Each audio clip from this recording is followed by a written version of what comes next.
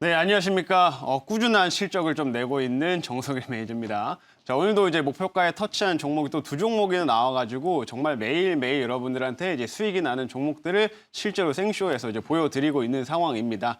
그래서 이제 관련돼가지고 리뷰는 좀 이따 한번 해드리도록 하겠고, 오늘 이제 뭐 시장 관련돼가지고 간단하게 좀 한마디를 좀 드리고 이제 들어가자면, 역시나 실적 시즌입니다. 이제 앞으로 4월 달부터는 실적 시장이 좀 시즌이 좀 본격화되다 보니까 벌써부터 실적 관련된 종목들이 훨씬 더 강한 흐름들을 좀 보이고 있다라고 보시면 되겠는데요. 어제 같은 경우에는 또 미국 증시가 한번 좀 흔들림을 좀 보였었죠.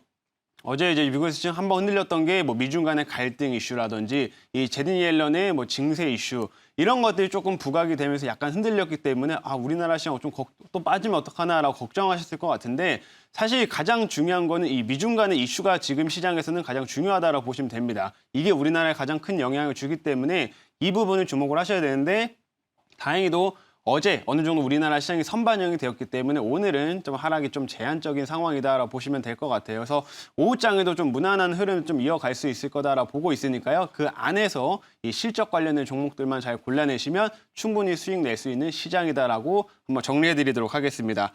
자, 그러면 이제 리뷰를 한번 해보도록 할게요. 오늘도 이제 목표가 터치한 종목 말씀드릴 텐데, 첫 번째 코미코 말씀드리겠습니다.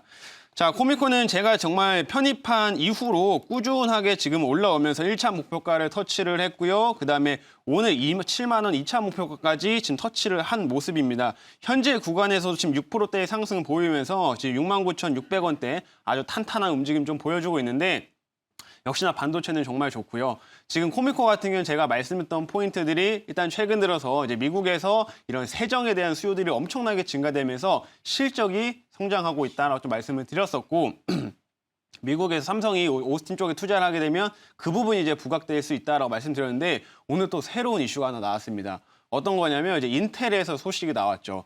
인텔에서 이제 앞으로 이제 반도체 그 공장을 추가적으로 이제 설치하겠다, 증설을 하겠다라고 얘기가 나오게 되면서 국내에서 이 수혜주들이 좀 움직이고 있는 모습인데, 이 코미코도 미국의 이제 법인을 보유하고 있는 대표적인 회사이기 때문에 이 인텔 투자에 따른 수혜주로서 분류가 돼 있는 상황입니다. 그래서 그 모멘텀까지 더해지면서 지금 목표가까지 무난히 터치를 했다라고 보시면 좋을 것 같고요. 코미코는 워낙 또 실적도 탄탄한 종목이기 때문에 충분히 이 신고가 이후로도 좀 추가적인 상승 기대해 볼 만합니다. 그래서 이 종목도 한번 어디까지 한번 쭉 상승이 이어질 수 있을지 앞으로 계속 체크해 보도록 하겠고요.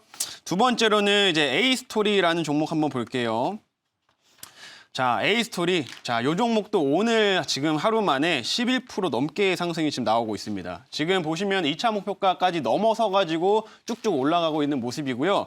제가 A스토리를 이제 말씀드렸던 거는 이제 컨텐츠를 제작하는 회사이기 때문에 요즘에 컨텐츠 관련된 회사들이 몸값이 정말 많이 달라지고 있다라 말씀드렸죠. 왜냐하면 우리가 넷플릭스뿐만 아니라 뭐 디즈니 플러스 등등 이런 뭐 중국의 아이치라든지 OTT 이런 서비스를 하는 업체들이 점점 증가되고 있는 상황이다 보니까 컨텐츠를 제작하는 회사들의 몸값이 예전과는 다르다라고 설명을 드렸습니다. 그래서 그 부분이 굉장히 좀 적중을 하면서 이 A스토리도 1차 목표가를 넘어서 지금 2차 목표까지 도달을 했다라고 좀 보시면 좋을 것 같고요. 이 업체 같은 경우에는 이미 중화권하고 이제 판권도 계약이 돼 있는 드라마가 이미 있기 때문에 앞으로 이게 제작이 되면 훨씬 더 실적 성장에 대한 기대감을 가져볼 수 있다라고 보시면 좋을 것 같습니다. 그래서 요것도 역시 좀 추가적인 상승 흐름도 더 기대해봐도 좋으니까요. 어디까지 갈지 한번 계속 관심 있게 지켜보시면 좋을 것 같네요. 자, 이렇게까지 리뷰 두 종목 오늘 좀 해드렸고요. 오늘 이제 바로 신규 편입 종목 말씀드려보도록 하겠습니다. 우선 현재가를 말씀드리면 소폭 좀 빠져가지고 한 6,300원대에 있는데 6,300원에 이제 매수 편입을 하겠고요. 오늘 좀 굵직한 종목입니다. 대우건설이라는 종목 오늘 준비해봤습니다. 자, 오랜만에 되게 건설주들을 조금 준비해봤는데, 건설주들이 이제 한동안 시세가 쭉 나왔었다가 최근에는 좀 조정 이후로 지금 다시 한번 이제 인프라 투자나 혹은 우리나라 이렇게 정치적인 좀 이슈까지 더해지면서 상승 흐름들을 좀 타고 있는 분위기다라고 보시면 좋을 것 같은데, 대우건설이 대형 건설사긴 하지만 좀 충분히 급등이 나올 수도 있을 만한 모멘텀들을 보유하고 있는 업체이기 때문에 제가 오늘 이 종목을 편입을 하겠다고 말씀을 드리는 거고요. 구체적인 내용은 자료를 좀 더 보면서 말씀드려보도록 할게요. 자, 오늘 편입할 종목 대우건설이라는 종목이고요. 뭐 이미 여러분들 잘 아실 것 같습니다. 대우건설이 이제 기본적으로 아파트 브랜드를 어떤 걸 가지고 있냐면 이 푸르지오 브랜드를 보유하고 있는 업체입니다. 자, 푸르지오 쪽은 뭐 이미 여러분들이 워낙 유명한 브랜드니까 잘 알고 계실 거라 생각이 되고요. 실제로 푸르지오 같은 경우는 소비자 이제 인식 조사를 2021년 상반기에 한 거 자료를 좀 보게 되니까 브랜드 순위 6위입니다. 6위. 6위이기 때문에 10위권 안에 들어있는 굉장히 탄탄한 브랜드를 갖춘 이런 회사다라고 좀 보시면 좋을 것 같고요. 최근 들어서 실제로 건설 경기도 굉장히 좋아지고 있는데 이런 대형 그런 브랜드를 보유한 대형 건설사들의 주택 수주가 굉장히 많이 증가되고 있다고 보시면 됩니다. 실제로 지난해 우리나라 이제 업체들이 실제 그 주택 수주를 받은 게 180조를 넘었어요. 주택 수주가. 근데 이게 180조를 넘은 게 사상 처음입니다. 그만큼 지금 건설 경기가 작년을 기점으로 해가지고 굉장히 좋아지고 있는 상황이기 때문에 이 푸르지오의 브랜드를 보유한 대우건설 역시 그 수혜를 받는다라고 보시면 되겠고요. 다음 화면 좀 보겠습니다.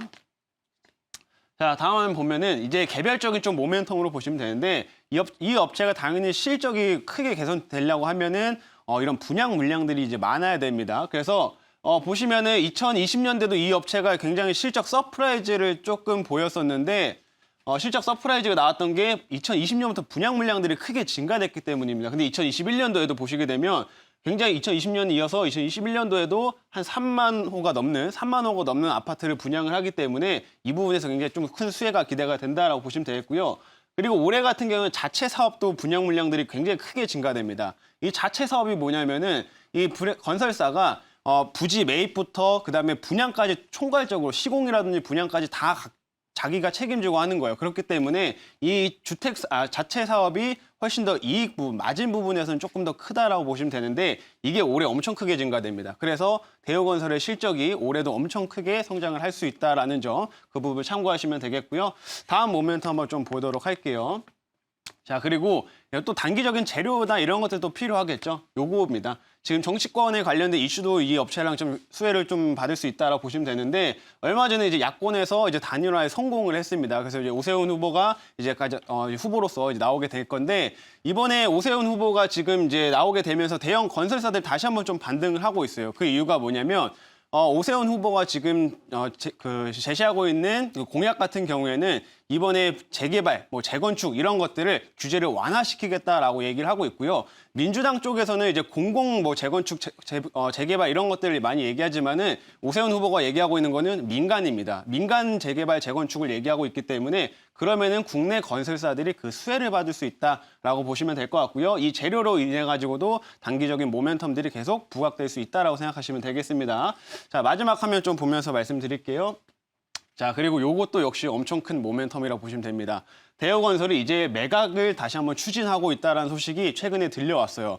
대우건설이 정말 참 주인이 많이 바뀌었습니다. 예전부터 과거부터 아시아나한테도 갔었다가 이런 식으로 좀 주인들이 많이 바뀌었었는데 현재는 이 KDB 인베스트먼트 쪽에 이제 구조조정 전문 우리나라 회사에 속해 있다라고 보시면 될 것 같아요. 그래서 구조조정이 이제 어느 정도 마치고 나서 이제 매각을 추진하는 쪽으로 최근에 뉴스가 한번 나왔다라고 보시면 좋을 것 같고요. 몇몇 사모펀드에서 벌써 관심을 갖고 있다라고 생각하시면 됩니다. 그러면 이 매각을 하게 되면은 매각 이슈로 인해 가지고 한 번씩 빵빵 튀어오를 수가 있기 때문에 이 부분도 단기적인 모멘텀으로 보시면 되겠습니다. 자, 그러면 이제 자리에 돌아가서 바로 오늘 가격 전략 한번 말씀드려 보도록 할게요. 자, 대우건설 아까 매수가 편입을 했고요. 이 종목 같은 경우는 1차 목표가로는 7,200원을 1차 목표가로 제시하겠고요. 2차 목표가는 8,000원, 그리고 하단의 손절가는 5,700원을 잡고 대응하시면 되겠습니다.